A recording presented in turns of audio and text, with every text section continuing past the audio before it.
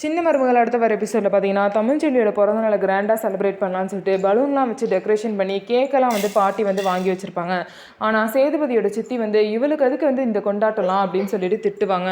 சேதுபதியோட சித்தியும் அத்தையும் பார்த்தீங்க அப்படின்னா நம்ம உயிருக்கு போராட்டிட்டு இருந்ததுக்கு இவ தான் முக்கியமான காரணம், இவ கூட போய் தான் நமக்குலாம் அப்படி ஆயிடுச்சு. அப்படி இருக்கும்போது இவருக்கு பிறந்த நாள் ஒன்று தான் கேடான்னு சொல்லிட்டு பார்த்தீங்கன்னா எல்லா டெக்கரேஷனையும் கழிச்சு விட்டு கேக்கெல்லாம் கீழே தள்ளி விட்டுருவாங்க.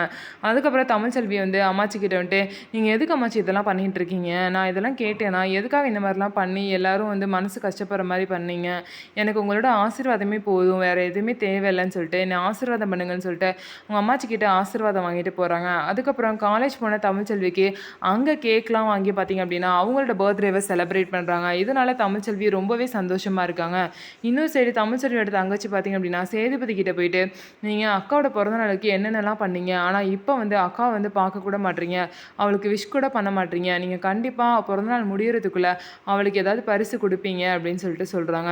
நீ தேவையில்லாமல் ஏதாவது நினச்சிட்டு இருக்காத, நான்லாம் அப்படிலாம் பண்ண மாட்டேன், தேவையில்லாமல் கற்பனையில் இருக்காதுன்னு சொல்லிட்டு சேதுபதியும் சொல்லிட்டு அங்கேருந்து கிளம்பிடுறாரு. இதுக்கப்புறம் என்ன நடக்க போகுதுன்னு சொல்லிட்டு வெயிட் பண்ணி பார்க்கலாம். நம்ம வீடியோ உங்களுக்கு பிடிச்சிருந்தா நம்ம வீடியோவை லைக் பண்ணிக்கோங்க.